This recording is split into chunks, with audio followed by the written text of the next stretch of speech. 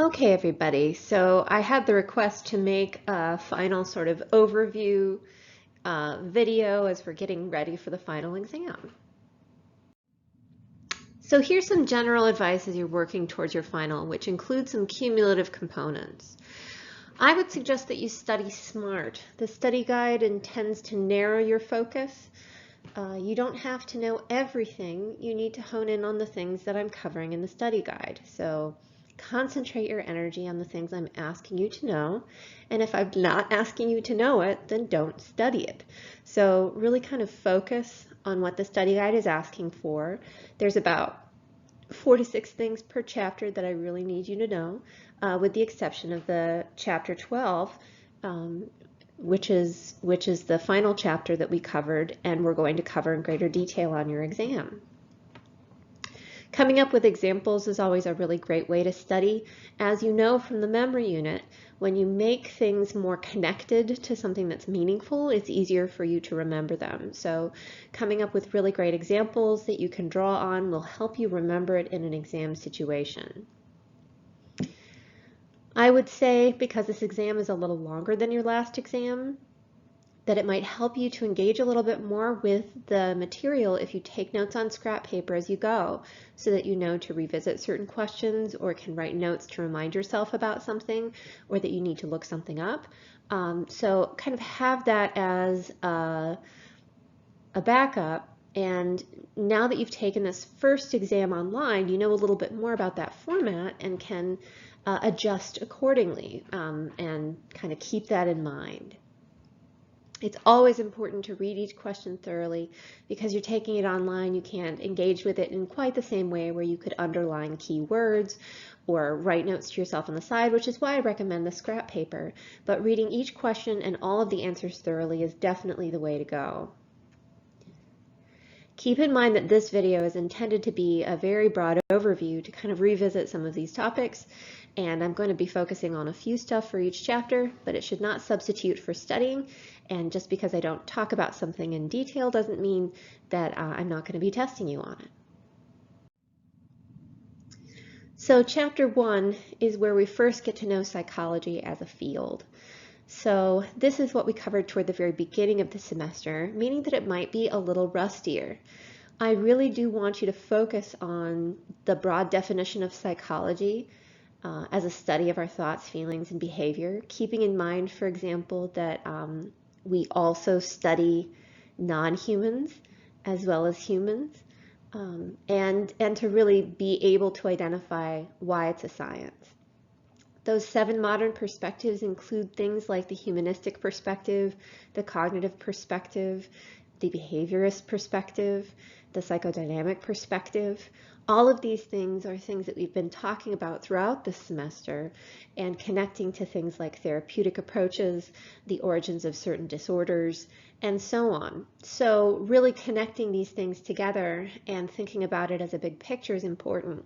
For example, you should be able to identify humanism as being associated with free will and as being associated with self-actualization, client-centered therapy, and Rogers as a theorist who developed a client-centered therapy. So start to make those connections. It's going to be fairly important. And of course, for the last 2, I'm looking for some basic recognition of scientific design, the importance of random assignment and purpose of random assignment, and how to distinguish between independent and dependent variables. Chapter 6 is the second chapter that we covered, and it's all about memory. So keep in mind that we have sensory memory, short-term memory, and long-term memory.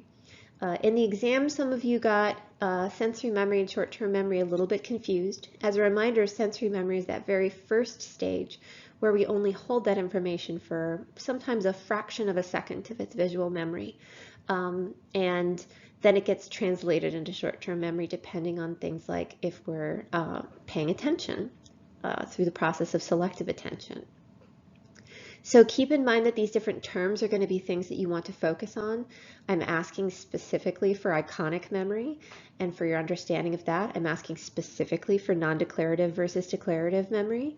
And And so kind of look at that and see if you can't find information about that in order to learn a little bit more about what I'm looking for and to review this material. What I'm looking for with encoding information into long-term memory is elaborative rehearsal. You might want to look at that particular term and think about why that would be a way to deliberately encode information into long-term memory. So I would look at these different terms and kind of reintroduce yourself to this memory chapter and remember all the good things you learned about memory as a way to help you with your memory on your exam. One of the challenges of open book, open note exams is that sometimes it can be a little bit of a false promise where people don't study as hard because they have access to their notes, but then they'll waste time looking through their notes. If you are able to review this material and really know it very well, then it should be fairly easy for you to find the information that you need or to just remember it. So this was the chapter that was about behaviorism and learning. So you should associate that with Watson, Skinner, and Pavlov. And as a reminder, classical conditioning is all about reflexive associations, whereas operant conditioning is about more complex conscious behaviors.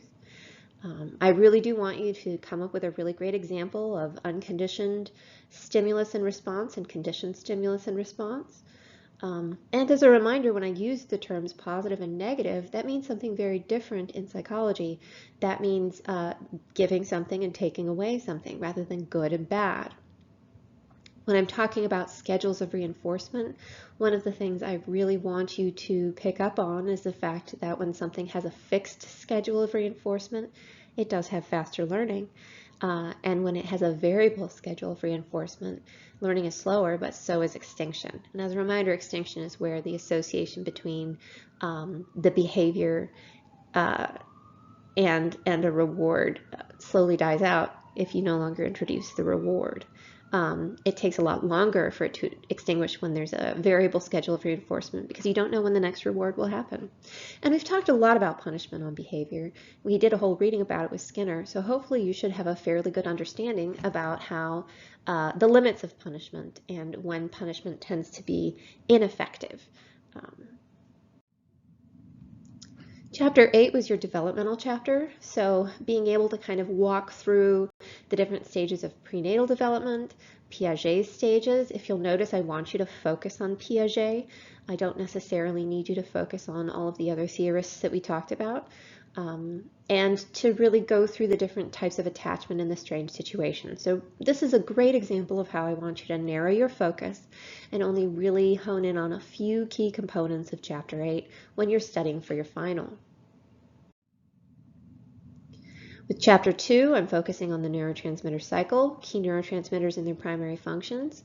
And I do want you to be fairly well-versed in sympathetic activation, so fight or flight response, as well as the different structures of the brain and functions of each.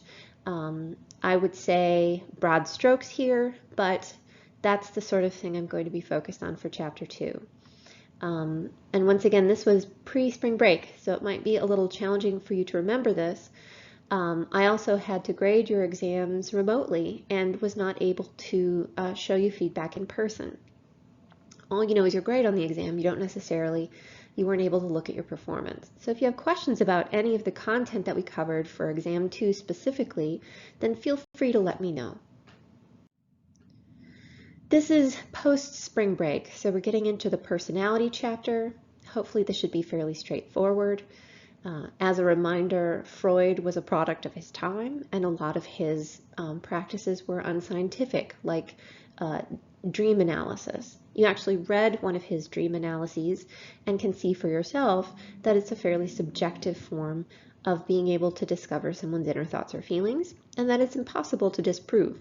So that would be something that I would be looking for there. The rest of it should hopefully be fairly straightforward in terms of the id, ego, and superego.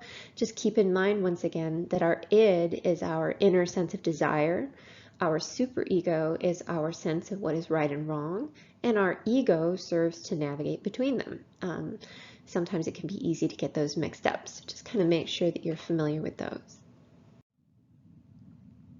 This is also, once again, post-spring break, so hopefully that should be fairly straightforward for everybody. You all did fairly well when we were looking at the exam. I'm going to re-ask you which disorders are comorbid with panic disorder and why. And keep in mind that I'm not looking for a Wikipedia answer, that what I'm looking for there is I'm looking for social phobia and agoraphobia, because people will fear having a panic attack in a public place, and they'll fear the judgment of others when they have that panic attack. So those often go hand in hand with panic disorder. Keep in mind that panic disorder is an anxiety disorder, so anxiety disorder would not be comorbid with panic disorder. So that's what I'm looking for with that particular answer. Hopefully the rest of these should be fairly straightforward. Once again, remember positive and negative symptoms of schizophrenia mean something different than good and bad. Positive means the excess of something, and negative means the absence of something. So difficulty starting movement or difficulty talking would be a negative symptom, whereas an excess of thoughts would be a positive symptom. Hopefully that makes sense to everybody. Chapter 15 is getting into therapies. Most of this was covered in your exam 3, so hopefully that should be fairly straightforward in terms of directive versus non-directive therapists. And then also just the difference between the psychodynamic approach and the person-centered therapy, as well as behaviorist approaches and cognitive therapies. The part about neurotransmitters is fairly new. It's information that was covered that was not tested on your exam. So what I'm looking for there is, for example, which key neurotransmitters are targeted by antipsychotics. That would be dopamine. Which neurotransmitters are targeted by antidepressants? The major one there is serotonin. For mood, it's less a neurotransmitter and more the stage of the neurotransmitter cycle. It targets the sodium ions in the axon.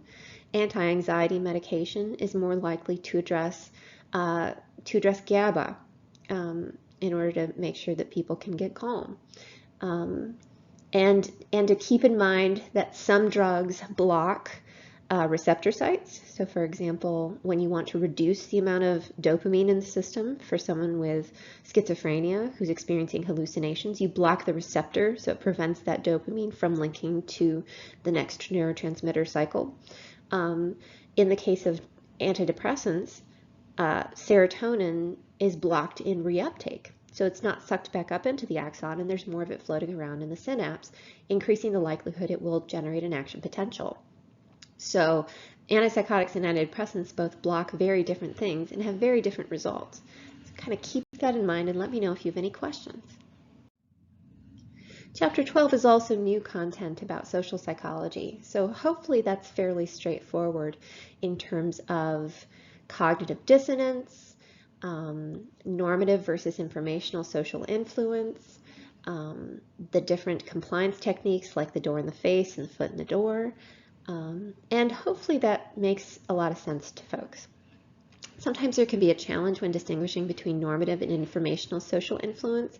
So as a reminder, the goal of normative social influence is to fit in, and the goal of informational social influence is to be correct. So we tend to see informational social influence at work when people are very uncertain about the correct answer and what it is. And we tend to see normative social influence at work when people want to fit in with the group. And people will change their behavior in both circumstances in order to go with what the group is doing, but for different motives. So hopefully that makes sense to you. The Asch Conformity Study is an example of normative social influence because people changed their answer from one they knew to be right into one they knew to be wrong in order to fit in with the group. It was completely unambiguous what the right answer is, so informational social influence was not a factor because there wasn't any uncertainty. Hopefully that makes sense to you. Let me know if you have questions. And of course, we're going to be covering the Milgram study. So you have the full Milgram study available to you. And keep in mind that I do want you to focus in on a few key things from that. You don't necessarily have to have a specific percentage, but just know that it was around 2/3, a little over 2/3.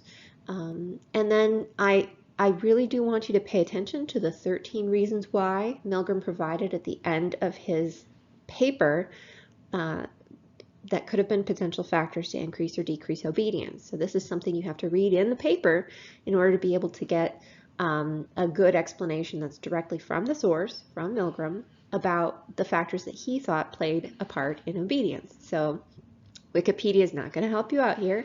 You're going to have to look at the original article in order to answer this question, and I'd recommend that you read the original article before your exam so that you won't be caught flat-footed. That's pretty much all that we have to cover in terms of just a broad overview, very, very broad, about the different chapters and how you can kind of approach this. But hopefully you'll see that I really do want you to hone in on a few specific things as you're studying. So narrow your focus and study smart. And let me know if you have any questions at all, especially about that content that we covered for exam 2. If you're uncertain about any of those terms or want to review any of them with me, please feel free to send me an email.